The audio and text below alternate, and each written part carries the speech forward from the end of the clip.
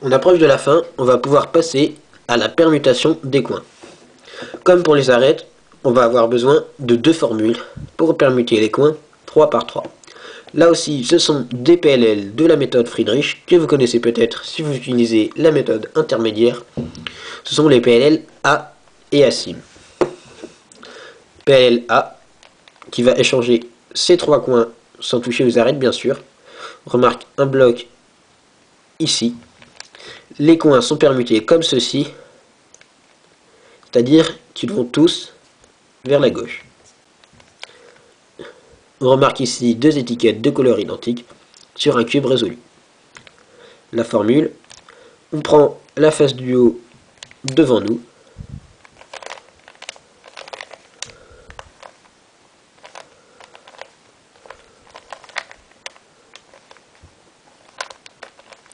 Et on remet la face de devant en haut. Voilà, PLL ASIM. Le bloc, cette fois, est devant nous à gauche. On remarque les deux étiquettes de même couleur ici. Et cette fois, les coins sont permutés vers la droite. Pour l'exécuter, on met la face du bas devant nous cette fois.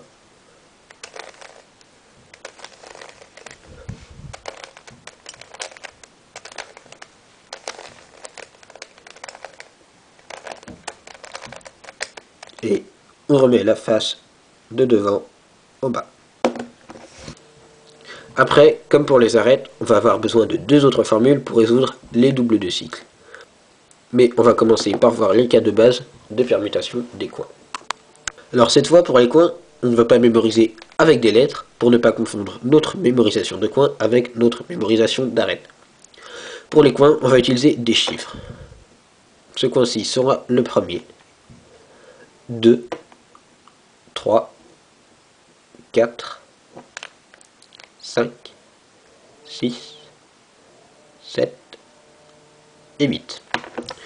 Comme pour les arêtes, vous n'êtes pas obligé d'utiliser le même premier coin que moi, et de même en bas, vous pouvez placer votre 5 ici ou ici. Il faut simplement choisir des noms fixes pour vos pièces, de manière à pouvoir créer des automatismes à la résolution. Voilà, évidemment, on ne peut pas faire de phrases avec des chiffres, c'est théoriquement moins facile de les retenir que les arêtes. Sauf qu'il n'y a que 8 coins, ce qui fait donc moins d'informations à retenir. Et les coins sont également assez faciles à mémoriser en visuel, ce qui peut donc constituer une alternative à la méthode des chiffres pour la mémorisation, et également une vérification lorsque vous avez un doute à l'exécution si vous utilisez les chiffres. Le visuel, c'est quoi? Tout simplement, on va mémoriser l'image du trajet qu'effectue notre premier coin sur le cube. Alors, on va faire comme les arêtes, on va regarder où va notre coin. On va d'abord regarder en utilisant les chiffres. 1, jaune, rouge, vert, qui va donc en 5, entre les centres jaune, rouge et vert. Le 5 qui va lui-même en 4,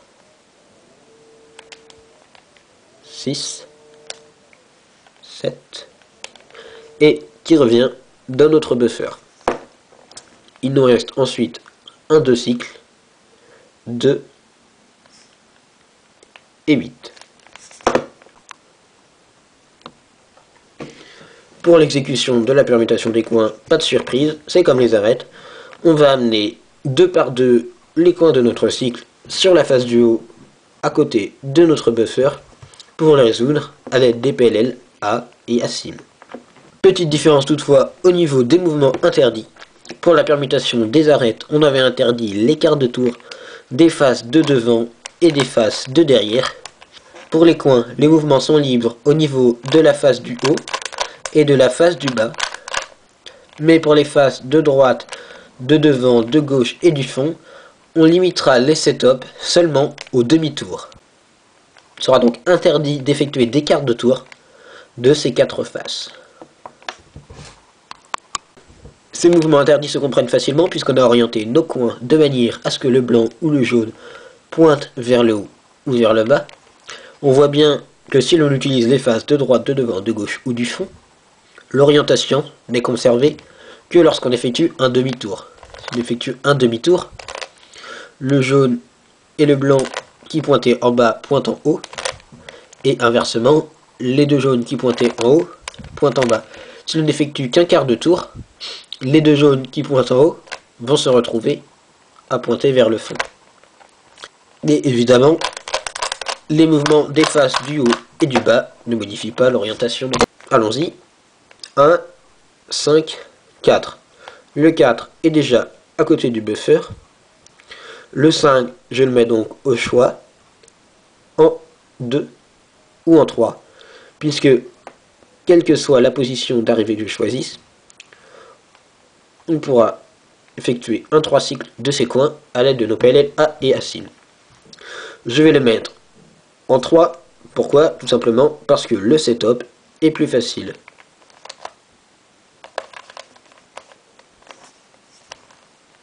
Ceci dit, on n'économise vraiment pas grand chose en choisissant de mettre le coin en 3 plutôt qu'en 2.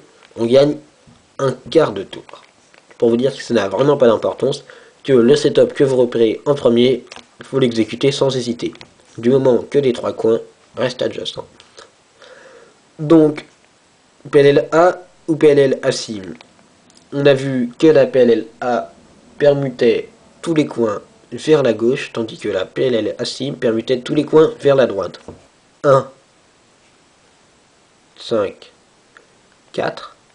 Les coins sont permutés vers la gauche. On va donc pouvoir effectuer la PLL A. Attention, c'est bien attention, on n'exécute pas la PLL A ici. Notre bloc est ici. On exécute la PLL A ici. Comme s'il y avait les deux mêmes couleurs ici.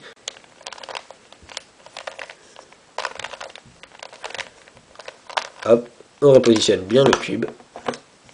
On fait le D-setup. Le coin est résolu. Le coin est résolu. On continue. 1, 5, 4, 6, 7. Les deux coins sont ici. On peut les amener en même temps. Notre setup amène les deux coins d'un coup. 1, 6, 7. Attention, même si le 7 était derrière le 6 avant le setup, puisqu'on a fait un demi-tour, le 7 se retrouve ici, et le 6 se retrouve ici, derrière donc le 7. 1, 6, 7. Les coins sont permutés vers la droite. On va pouvoir effectuer une PLL ASIM. Pareil, fais attention à bien se positionner. Le bloc est ici. On se positionne ici. Comme si les deux coins ici étaient de la même couleur. Hop. Et on fait attention à remettre le cube dans la bonne position. Donc les PLL A et ASIM que j'utilise, on est amené à beaucoup tourner le cube.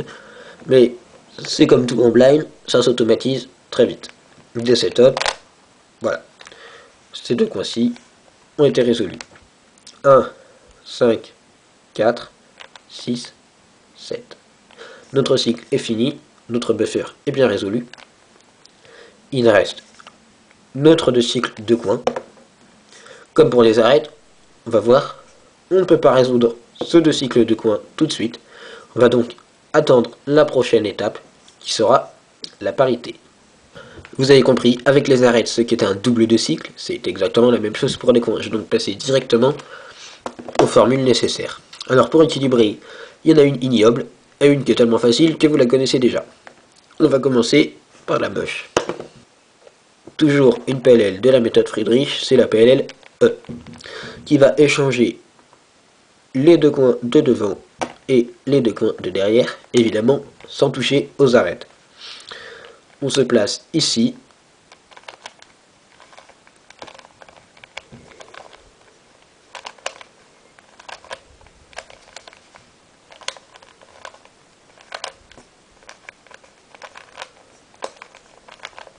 Et cette formule change l'orientation du cube. On n'oublie pas, après l'avoir effectué, de mettre la face de devant en haut. Voilà. Et on est revenu dans notre position de départ. Maintenant, plus drôle, on passe à la facile.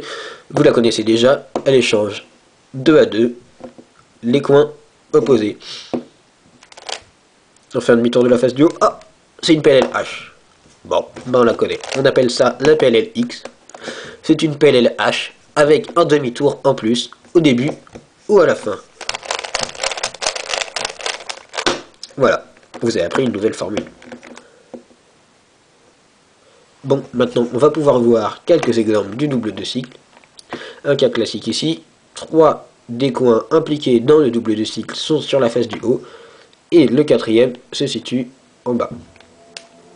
Qu'est-ce qu'on va faire? Alors, il va falloir mettre le quatrième coin sur la face du haut. Ce qu'on va faire, c'est qu'on va prendre l'un des coins de la face du haut, qu'on va amener à côté de celui-ci. On va prendre celui-ci, puisqu'on voit qu'en un seul mouvement,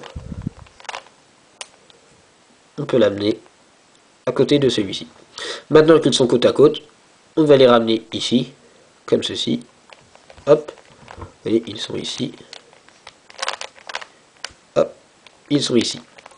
On fait tout ceci, bien sûr, sans se soucier de quel coin est orienté avec quel coin. Tout ce qui importe au niveau du setup, c'est de mettre les 4 coins sur la face du haut. Maintenant, on va pouvoir se soucier de la permutation. Alors, le coin qui était ici, il faut savoir qu'il va être ici, puisqu'on l'a décalé. Lorsqu'on a fait le demi-tour, on l'a amené ici, puis on l'a amené ici. Avec le demi-tour, on l'a ramené ici. C'est toujours le cas lorsque l'on fait un setup comme ça, c'est-à-dire qu'on amène l'un des coins de la face du haut à côté d'un des coins de la face du bas, puis qu'on les ramène ensemble sur la face du haut. Donc, on sait que le coin ici est ici, le coin qui se trouvait ici est donc ici. On avait un cycle 1, 5 et un cycle 3, 4. 1 et 5 sont maintenant opposés, 3 et 4 également. C'est parfait, on va pouvoir exécuter une PLL X. Voilà, des setups, demi-tour. Les deux coins se retrouvent à nouveau ici. On décale. Et dernier demi-tour. Autre exemple, on a un cycle 1, 7 et un cycle 3, 5. Ce qui nous intéresse, c'est qu'on a deux coins opposés sur chaque face impliqués dans le double de cycle. Comment on fait? On remarque que si on effectue un demi-tour de la face du droite, ces deux coins-ci se retrouvent côte à côte. Mais également,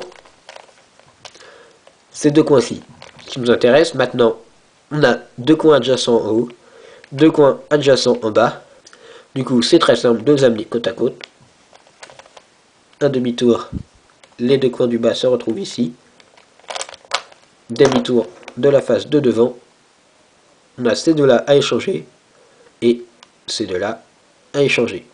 On va donc effectuer une PLLE.